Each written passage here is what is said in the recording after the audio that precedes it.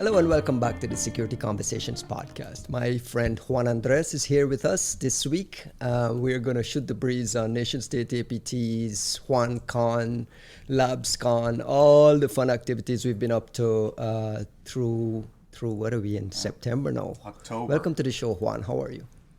Very nice. Jeez. It is early October. I'm good. It's been ages since we've actually done this. So like 4 jobs ago and a few centuries in between. This is true. You're a returning guest on the podcast, having been a guest in the early days when it was just started. Let's not waste too much time because I feel like I can always come to you and get a blunt, honest assessment of the APT space. And I want to start with one thing that comes out of Black Hat and Chris Krebs's bold statement that we've over-fetishized the APT.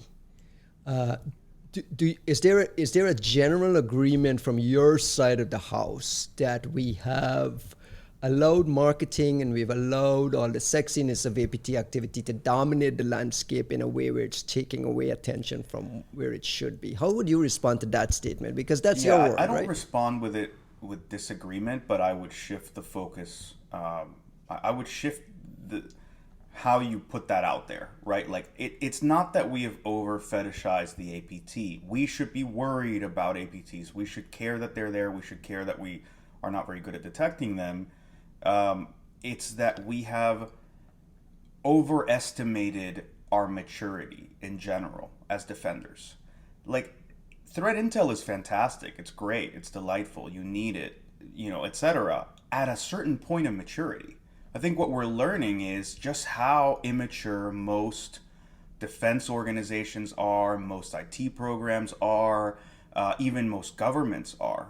So while you should care about APTs and you should consume threat intel, it turns out that a lot of these programs are in their infancy, and no, they should not prioritize that over all the things that should come along the way, the telemetry that you need, the solutions along the way, the general self-awareness that an organization should have before they can even respond to any of it. Like I can tell you, look, the APT is right there. And if you don't have any of the tooling to respond or to understand what's happening in your network, it doesn't mean anything. So in that sense, I think it's not the APT itself. It's the fact that like it's very hard to market, eat your vegetables, turn on multi-factor, right.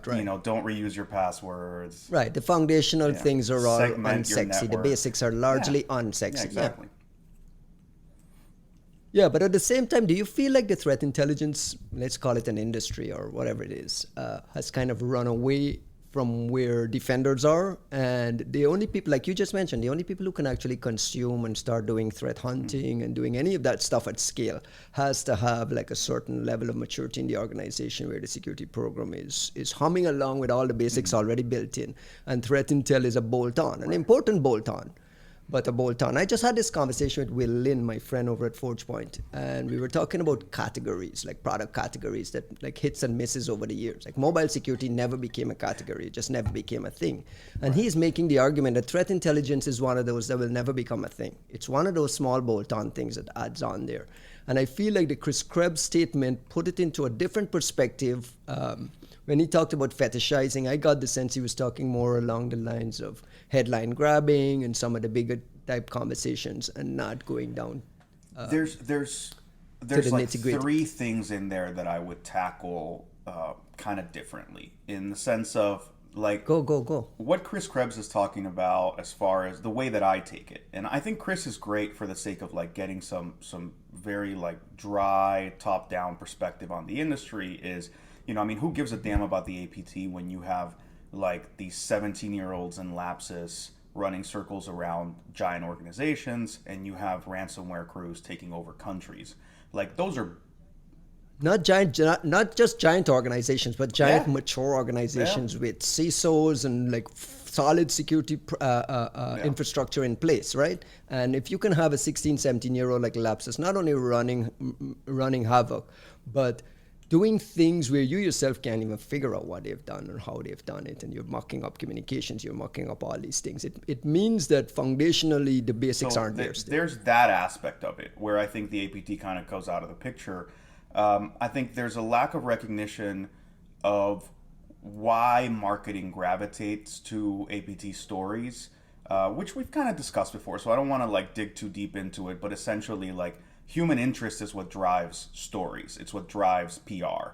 So you're going to get a lot more of that from APT discussions, nation state discussions, or like, you know, victimizing of specific individuals, etc. Those are hooks for PR. If I call a reporter tomorrow and I say, look, I just found the coolest malware because it does this fancy technical thing, they're going to hang up the phone.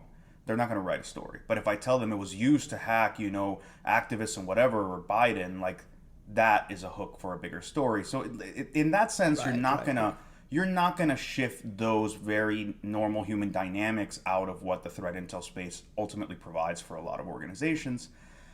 The third part is with, you know, you mentioned Will Lin, and not to come at Will in particular, but rather the larger VC space. We know the VC space sponsors sexiness. Investment happens on FOMO.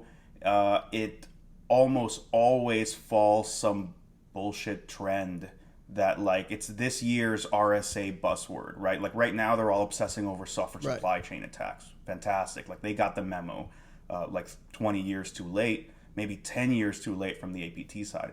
And the reason I bring it up is I want to see more investment and build up of real security companies with real products that are making the basics something normal, consumable, approachable in a way that I can recommend it to somebody. Like my issue as a threat intel researcher is I'm having a grand old time focusing on these high level things. And then when I have to talk to somebody that wants to defend their org, well, I'm not going to go work for your damn organization, right? I'd be bored.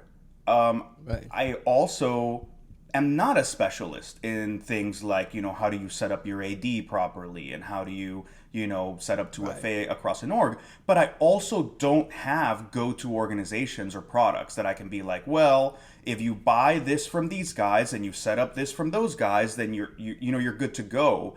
So it's very difficult to land the plane short of saying like, okay, well, I'm going to step off of my function in this industry and go somewhere else just so that people can figure out how to not use these fucking passwords, right? Like there's a failure of the ecosystem to substantiate its own steps. And then what we end up seeing is some of our own friends who are amazing researchers have to like step off the podium and go do it themselves, because even though this is like however many multi-billion-dollar industry, most money is being put into bullshit.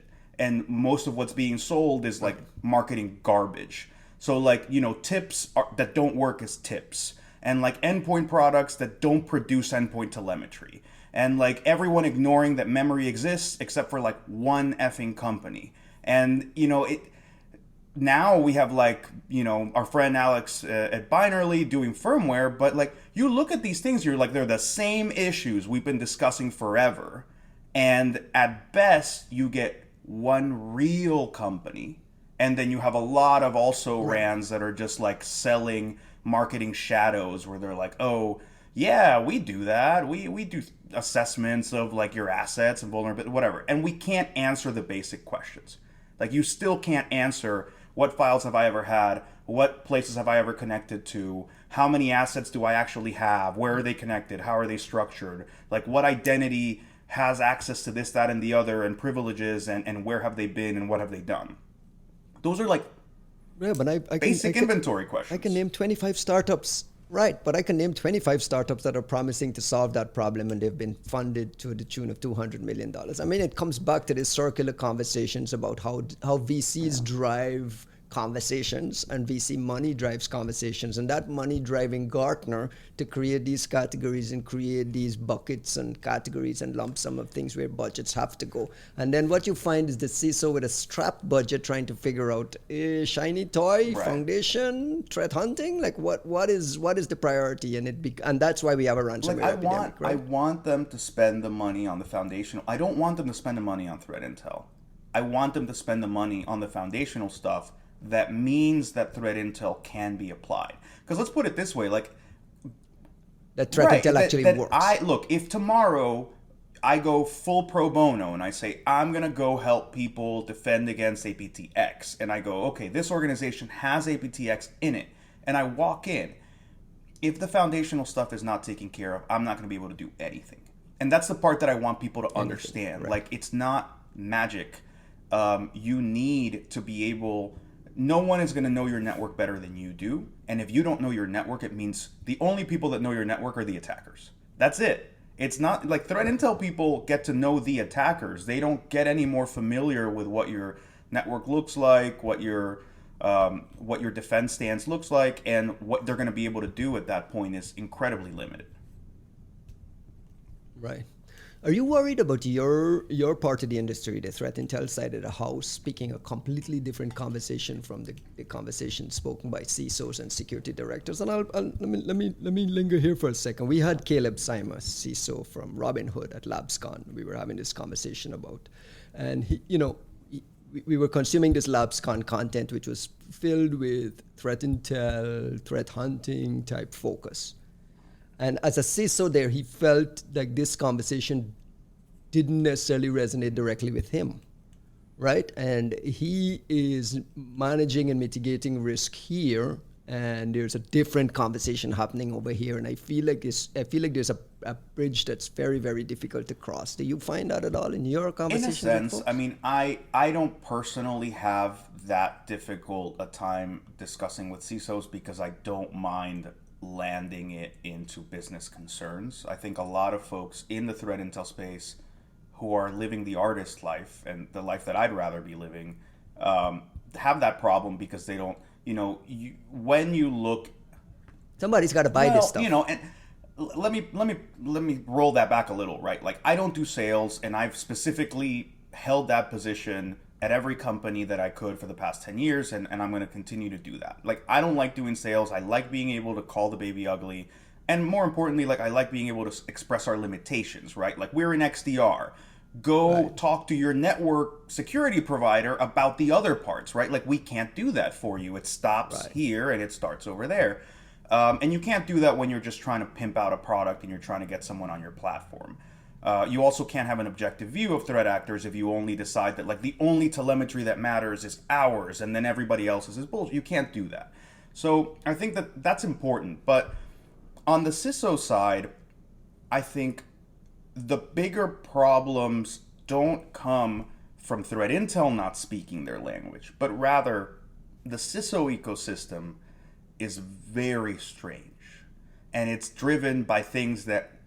Expand on that a little bit. Why do you find it strange? I find it incredibly strange because it's a job that is essentially built on the wrong motivators in a lot of ways. It's one that entails, like, you've come in to be the sacrificial lamb of this organization. It essentially, we know that the failures that happen here, regardless of whether they're your fault, are going to be pinned on you as a CISO. Given your, whatever your performance may or may not be, in a space for which there are so many levers that you do not control. So, like, I admire people who are willing to take the job. They're willing to say, I'm going to be the face of information security for this organization.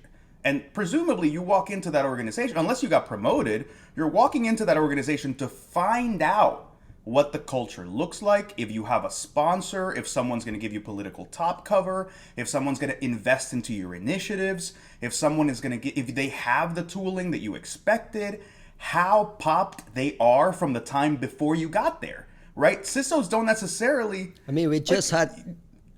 We just had this described in detail by Mudge, right? Like Mudge getting into Twitter and finding it 10 years And behind their Facebook and responses, Google, and that's an the organization. responses to the whole, like, look, I'm an ardent supporter of Mudge. On a personal level, I think he's an amazing human being. I also see him just as somebody who's clearly been comfortable speaking truth to power for, longer than I've been in this industry. And I admire that. I was very dismayed by the responses to Mudge speaking up. Particularly, there's the side of the house that wanted to be all conspiratorial and talk about Elon Musk deal, whatever. I don't care about that. Like, forget that bit. But there were a lot of realpolitik, pragmatic descriptions of what the executive, C-suite should look like, and how Mudge just didn't know how to fall into place and didn't know how the real world works, kid. And like, that was very strange. It was very strange to me because essentially it invalidates the notion of a legitimate whistleblower in an executive setting. It invalidates the notion of any responsibility to customers, right? The idea is, if your board is willing to say, or your CEO is willing to say, don't worry, we're going to sort this out in the next 18 months. The fact that everything looks terrible and that we're not doing anything about it doesn't matter. We're going to sort this out in the future. That you, a person right. like Mudge or like me or whomever that has any credibility in the space is supposed to rubber stamp that and accept it and keep moving. Regardless of the fact that they could fire you in 6 right. months. Regardless of the fact that, like, at the end of the day, no one from outside Twitter, no customer of Twitter or content provider of Twitter, really, has any assurance or has any understanding of what the roadmap may or may not be and if you'll ever get there or not. So, like, things like Errata Rob being like, edgelord, you just don't understand how executives work, to me was more an admission of accepting this, like, deep moral corruption that has to take a backseat to, are we making enough money? Do we have the right business model? Whatever. And right. frankly, while I do understand that that is real, you can't spend money you don't necessarily have. You do need to have a strong business in order to drive certain things. We're not talking about a mom and pop shop. We're talking about a company like Twitter right. that's been around for just as long as, places like Facebook and others that have managed incredibly mature threat intel organizations, and who know that their business is PII, who know that they're going to get into political territorial battles with people in India, with people in China, with people in all these places, and have just developed processes around that. And instead, we're looking at Twitter. Right. It's not a freaking startup. It's not 50 people. And it's a multi-billion dollar. It might not be as many billions as people wish they were, but you can't make the argument that it's not in a position to defend itself. It's absolutely ridiculous. Right.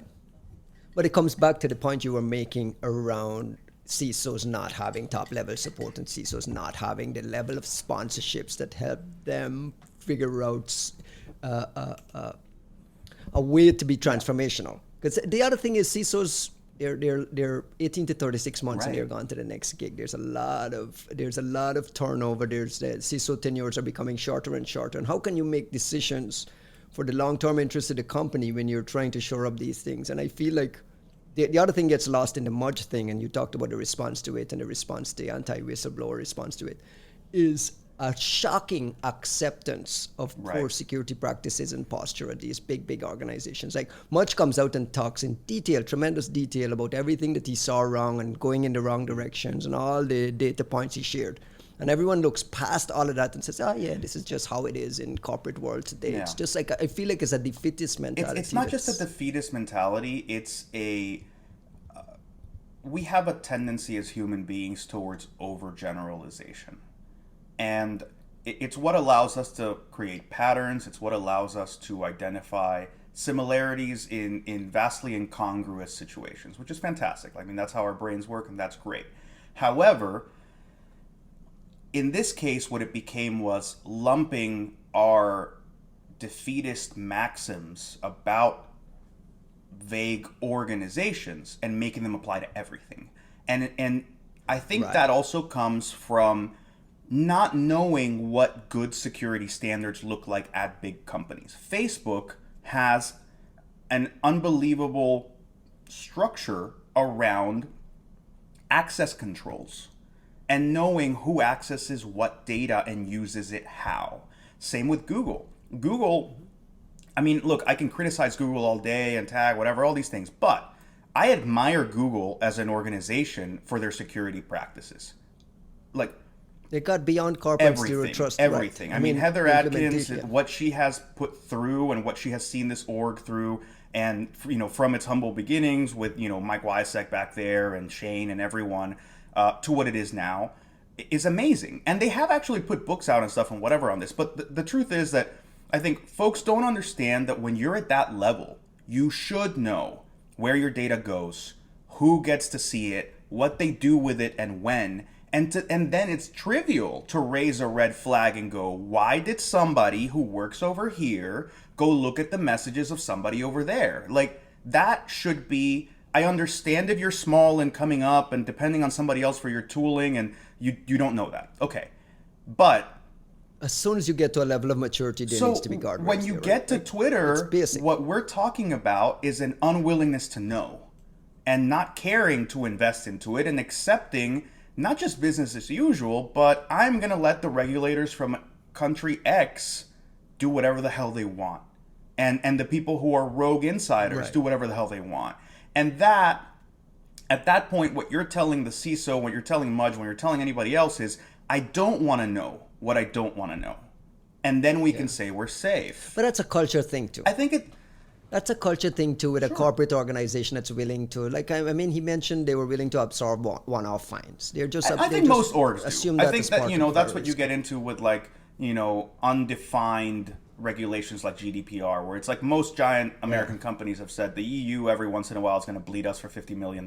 Just pay the check and move on, right? Like, it's impossible to fall into regulations that are undefined. Right. Whenever they want us to write a check, just, it's a speeding ticket, move on.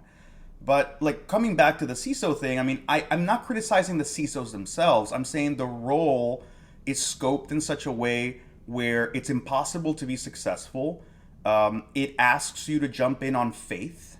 And then it essentially asks you as a figure to sign off on a lot of things that are the effects of your predecessors. And as long as you keep your mouth shut after you leave, well done, here's your executive, severance package, and let's all keep on trucking. Go take another one. Go to the next one. Go take another CISO gig somewhere else and do the same thing. So, All right, now that we've gotten through the business thing and we've kind of can we go back to fetishizing the APT? Please, that's like my whole thing. One thing I noticed recently, and you and I worked at Kaspersky Great for a while, and we had this notion around attribution where things were language speaking, Russian speaking, Farsi speaking, Chinese speaking APTs. Attribution of nation state campaigns have gotten a lot more direct these days. Yeah. Right? Now you have the FBI joint advisories with CISO, you have Microsoft, you have Google, you have Facebook, like private sector, public sector, it doesn't matter. Directly pinpointing adversaries by name, directly pinpointing adversaries by country, by unit within the country.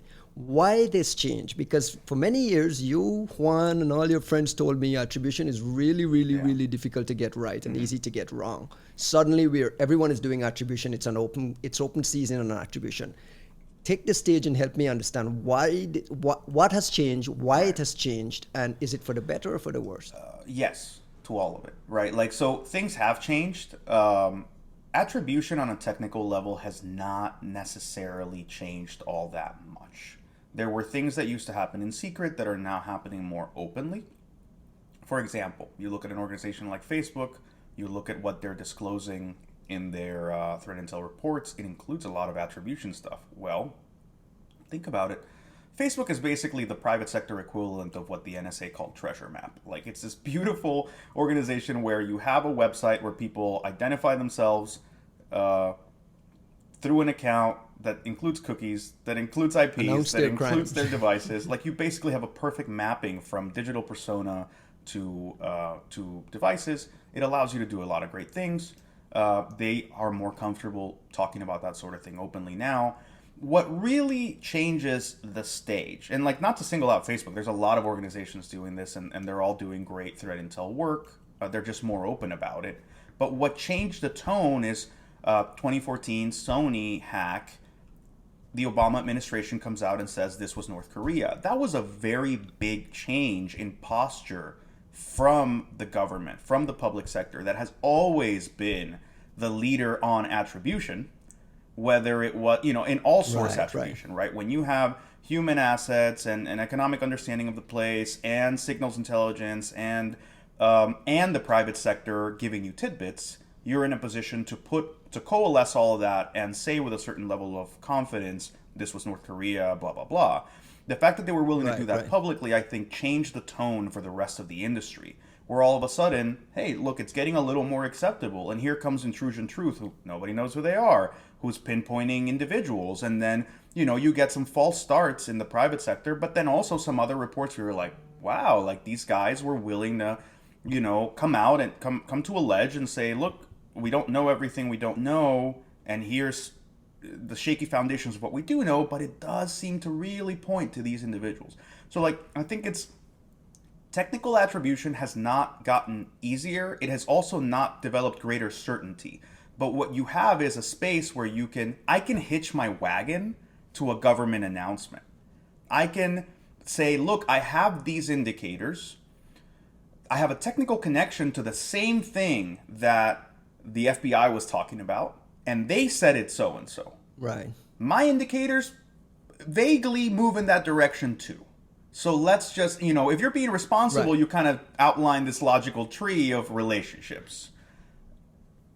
Right, but you're putting a lot of blind trust in what governments will say, right? And they have their own motivations. And I'll throw one at you. China has started doing their own APT reports blaming USA, right? I mean, you laugh. Exactly. China has just suddenly found out that Rob Joyce was they sussed it out of at him the NSA and started naming. No, but my point is, when you allow governments to lead attribution, you're going on blind faith, blind trust that this is all reliable. We're laughing because it's so blatantly politicized and such low quality, right? Like it's not. Well, it's the same here though. Let's be fair. Is it not politicized here? You can take something apolitical and make a political statement out of it, but I don't think that you can look at the major. Come on. Look, no, I'm serious. No, can I push back a little bit? Let's look at the Albania thing, right? I mean, that was political attribution for a very specific, very obvious signaling, but it was a political operation. It's a political operation. I don't think it's political attribution. And having admittedly worked on the Albania case from one angle, I know Microsoft worked from another angle. CISO was involved. A lot of folks were involved. It was actually, I think, a case where attribution was very helpful in that you have a nation state hitting a third party in the middle of a bizarre, it's a sort of proxy attack in the middle of a bizarre conflict, right? You have Israel and Iran kind of hitting back at each other all day. And then, Israel obviously has 10 times the might of Iran, and they're really shaking them up. So instead they go and hit this random proxy over this MEK battle and pretend to be a ransomware group. And it's a NATO nation. So there's a lot of things in there where it's it's better that we come in and defuse the bomb and say, look guys, it was the Iranians, it's this thing, and make your statements and let's just all move on. But this is not the only APT activity from these guys. Why was this one so special that caused embassy closings, that caused diplomatic issues? I feel like there's an Iranian APT attack happening in NATO countries every day. Not so much destructive. How do I put it?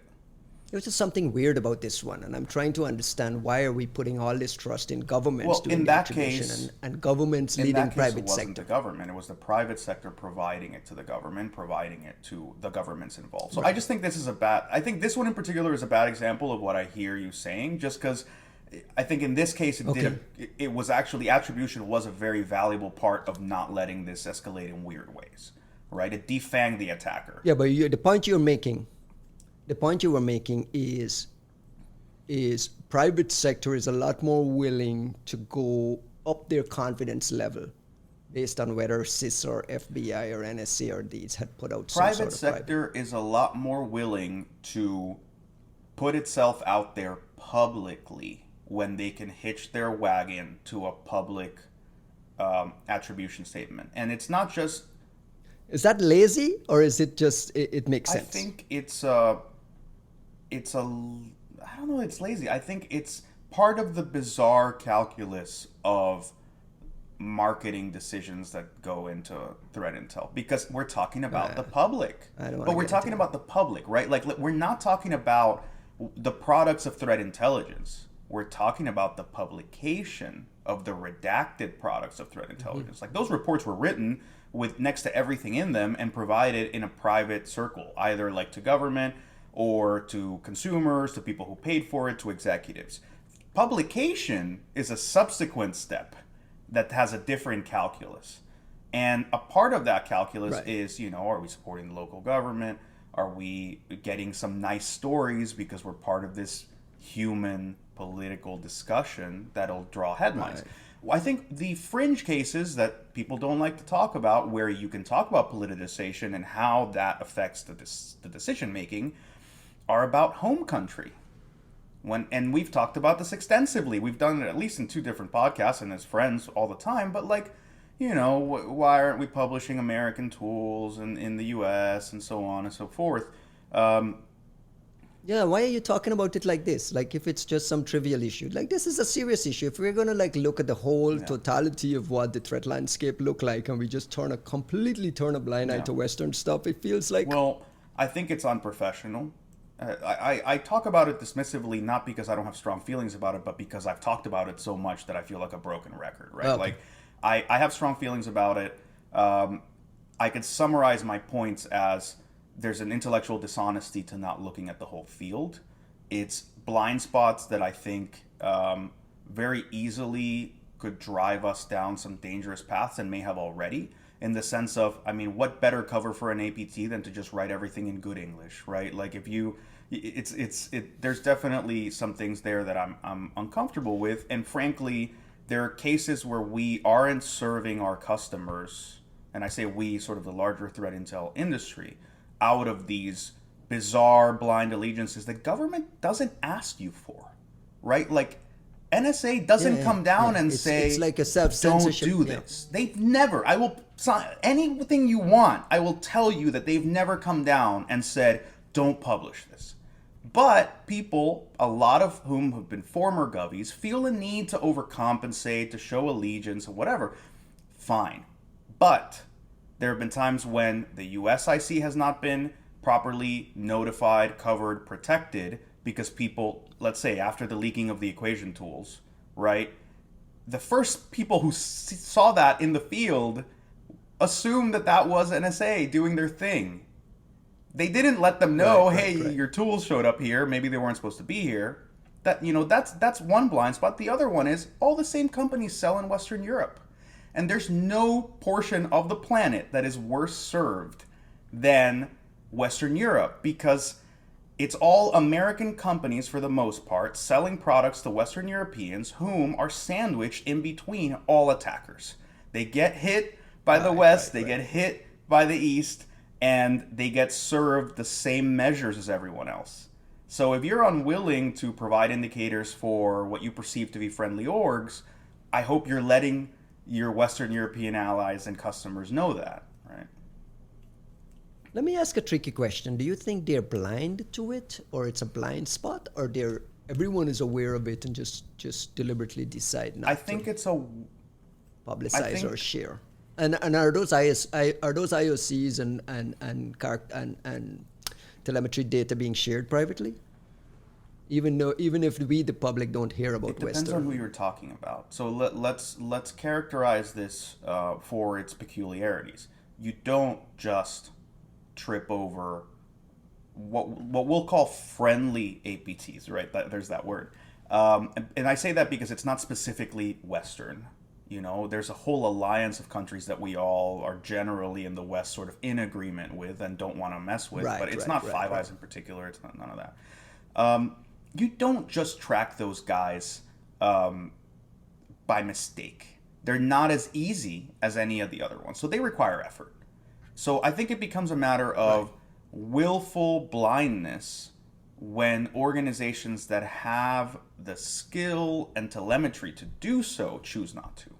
But then there's a lot of orgs that couldn't if they freaking wanted to, right? Like, this isn't the kind of thing you're just going to go on VirusTotal and like click a couple of TTPs and you're like, oh, okay, well, here's all of so-and-so's operations. Like, it doesn't work that way.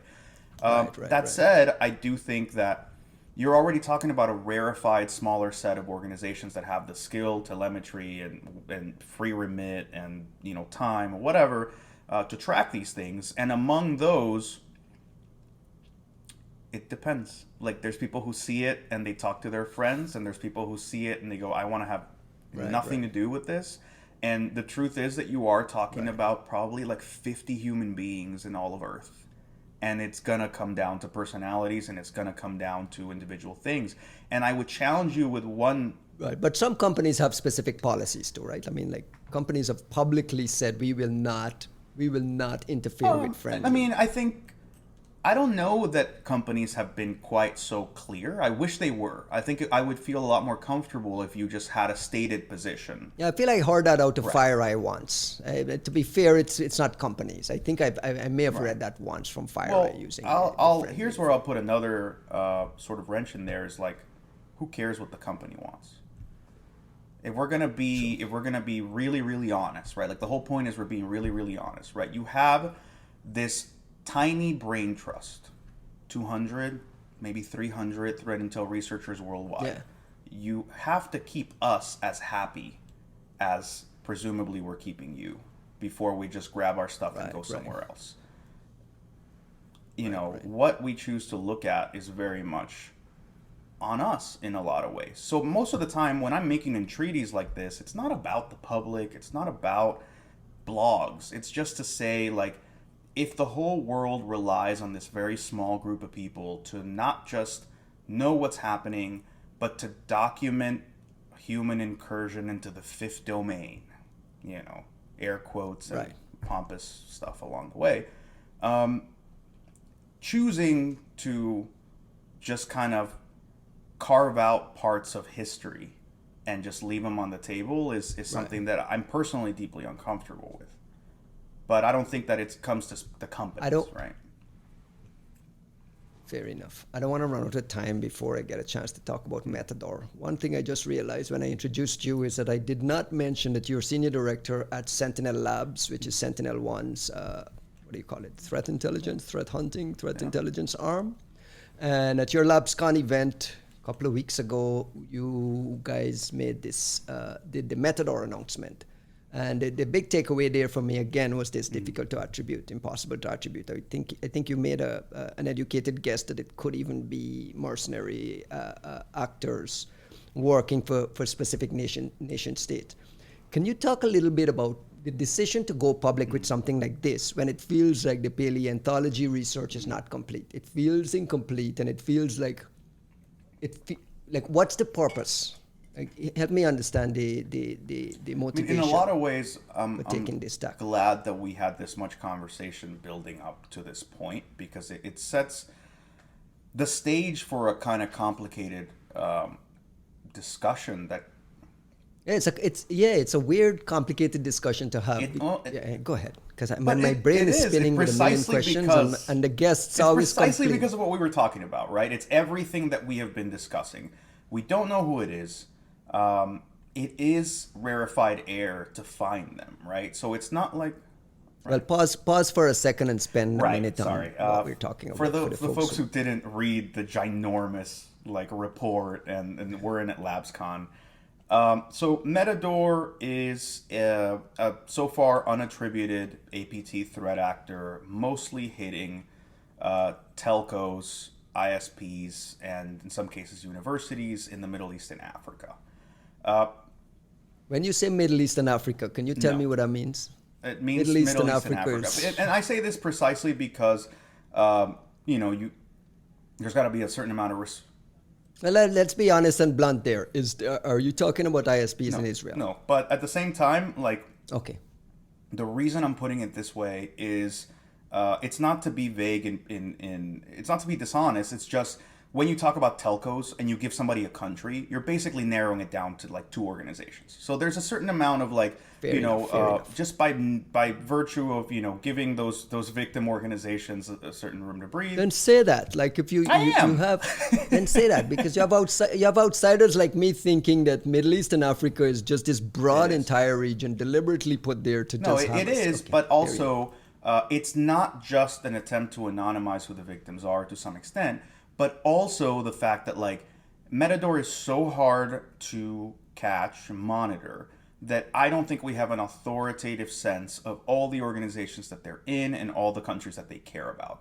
And like we were very specific in highlighting that in the talk in the report, because I know how organizations consume these reports sometimes, and a lot of times you look at the top sheet and you go, well, we're not in the Middle East or Africa, we're not a telco or an ISP, move on. And I don't think we know enough about this threat to really say that. The reason I think they're important in a variety of ways is they've been operating for years. We haven't caught them before. They have a really advanced tooling that they're using primarily in memory, and they have a very pragmatic attack chain where they're not wasting flashy 0 days or whatever, but they know they've studied precisely how to get their tools trampolining into areas like memory where most folks have next to no capability to monitor. So it does feel like a sort of stray shooting star kind of situation where you're like, if you caught them, and chances are you haven't, and that doesn't mean they're not there. So when we come out with this and we say, they're unattributed, I don't say that to cut myself slack from the political fallout of it being, some friendly nature or anything like that. It's more to say, hey, we just spent 9 months on this thing. We've talked to every data provider we could think of, other threat intel companies, who, friends and whatever, other researchers, ISPs involved, friendly governments. We've talked to all of these people and worked on this for many, many months, and we're still stuck with this mystery. And I think that's where it gets very significant. Right. It's not to say, oh, we can't attribute this, or we only saw these specific cases. It's to say we've polled a lot of the threat intel space and adjacent organizations that tend to share data, and everyone's coming up blank. What the hell is going on? And I think to that effect... Is that an abnormal thing? Is that an abnormal thing to run into these APTs where no one has seen, no one has got an idea? This is a very, very unique case, right? Like, I think in a lot of cases, what you could run into is, we just discovered a thing. This other company didn't know about the thing, but when we told them about it, they went looking and they found other stuff. That's normal, right? Like, I could say, hey, I'm the first person to identify this activity, but then it turns out that when you talk to your friends or your partner companies or other governments, they go, oh yeah, we were tracking, we had data on this, or we tracked this for a little bit, didn't know what it was and moved on, or whatever. Like, all of that is normal. It's abnormal to knock on everyone's doors and for everybody to go, we have no idea what this is, we don't have any victims, we haven't seen this before, we don't know what this platform is, we just ran the YAR rules, the IOCs down, we get no hits. It's like, okay, well, we need to treat this a little differently, because that doesn't mean they haven't been around, but it does mean that however they've chosen to go about their operations is successful enough in, tiptoeing in the shadows to where they have avoided all of us. And that should be deeply concerning. And you're convinced that this is an apex type actor who, because when you mention the magnet of threats and sitting on a machine willingly with other adversaries sitting on that machine, it gives the sense that this is an actor that's not necessarily financially motivated, or you're separating them, right? Financially, well, let's scale this back, right? That your question is, do you see them as an apex predator? And I like to be as intellectually honest about these things as possible. I wouldn't put them in the apex predator category. Like, this isn't the next equation. It isn't the next Project Zoran. Like, there's a very rarefied space where the real apex predators operate, right? For me, the concern is they have learned enough things from those apex predators where I wouldn't be surprised if some of them had worked there before, I wouldn't be surprised if, some of these are avid students of the space. But I don't see those organizations at play. What I see is a level of OPSEC and development and tooling and so on that suggests enough familiarity with it. So would I put them as an apex predator? No. I think that my hunch, my gut feeling, my being totally open with you, I wouldn't be surprised if this was some high-end contractor selling their services in the Middle East to people who have legitimate nation-state needs. And maybe it involves folks who used to work in this place and that place and the other. And I'm not alluding to Dark Matter, Project Raven, or whatever, but in a way, I am piggybacking off of that public discovery to suggest, look, the space has way more players than we give credit for. And when we sit around and go, this is the US and this is Saudi Arabia and whatever, we're very much oversimplifying massive menagerie of actors into some, middle school geography class that it isn't. You put out a call for action.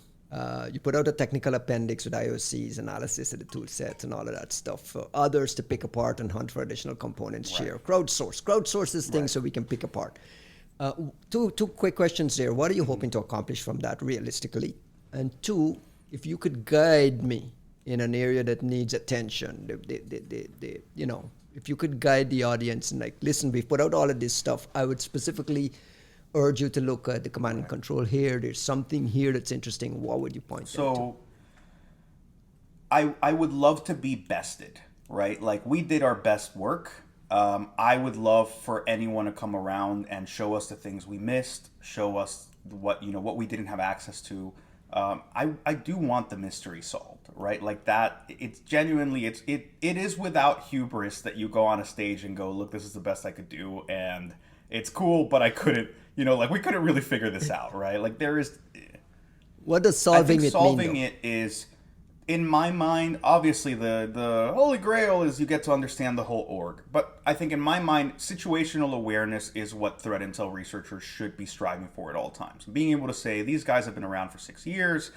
They were into these things before. We actually found them into these other organizations. This characterizes the real set of targets that they care about. They have hacked folks in the US before. They have hacked this. We see a trend in how their victims change. Like, that is awareness.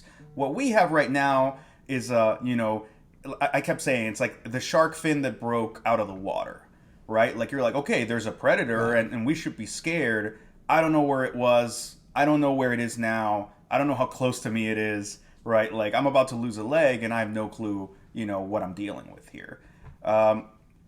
What's worth special? Well, first of all, I wish that Light Server in particular, like, I try not to call specific orgs out, but I wish that Light Server in particular had been more pliable and willing to collaborate. When someone's abusing your platform to run high-end attacks, I don't know that you're doing anyone a service by protecting their privacy, quote unquote. So that's one thing. I mean, I'd love to get more visibility out of that side. They use their infrastructure in very particular ways. It would have been nice for more folks to kind of come around with that information. Beyond that, there's two areas to focus on. One is they're living in memory. And once they're in memory, they're not necessarily hard to pick up. The real issue is, as an industry, memory is an underserved point of visibility for a variety of complex reasons we won't get into right now. And frankly, the only company I can think of that operates in this space well and competently and consistently is Volexity. So shout out to Steve Adair and Tom Lancaster, Paul Raskin-Nieres, all these people. They are operating in a rarefied space that more of us should have visibility into. But again, that's one area where if you have a large enough volatility farm and large enough visibility in the right places, I would expect you to be able to trip over them with relative ease. The other area is the beginnings of their attack chains.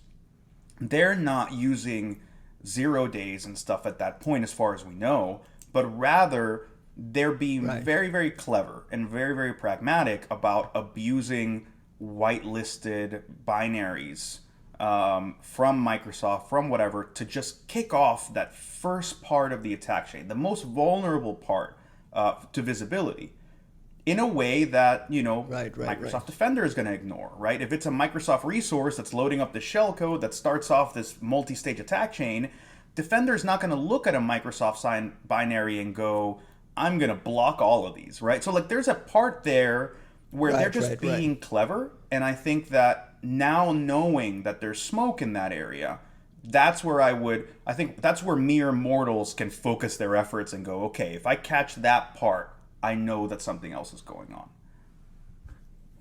Right. How many of these you would guess and figure are running around? These types of actors? Metadors. These types of not actors, but these types of campaigns.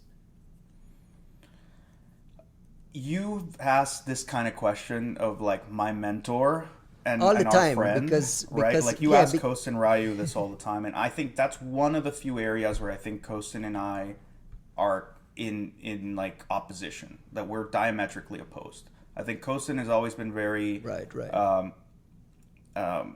optimistic, confident about sort of how much of this we see. I'm on the other side of the spectrum. I think we see a fragment of what's actually out there between the limitations of telemetry, the siloing of telemetry, right? Symantec gets bought by Broadcom gets rid of all their blogs. God knows what happens to all their tools. This AV company that lived 5 years ago went bankrupt. What happened to their collection? What happened to their telemetry?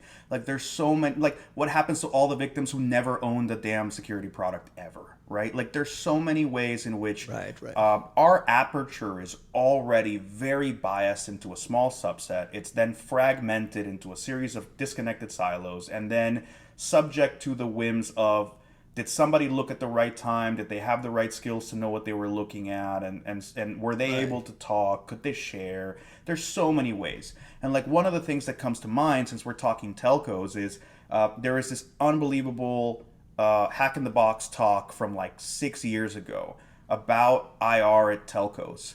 And it turns from a run-of-the-mill discussion about doing incident response at telcos to, oh, we just so happen to find this apex predator modifying Plex code on Ericsson devices in memory because we just so happen to look at the right time. And I think that's a reminder of, dude, there's so much happening out there. And we're just, we are not this panopticon we think we are, where we can see everything everywhere. We are so far from that. A lot of it is luck too. Absolutely. And that makes me uncomfortable. Like the fact that we're there, that it's luck. It's like every time you can, like I win the lottery. I've won the lottery like 20 times in my career. And that's delightful, but that's not how security should work in general, right? Let's leave it right there, my friend. Thank you very much for appearing on the show. Come back again as usual whenever we have something important to talk about. Appreciate it.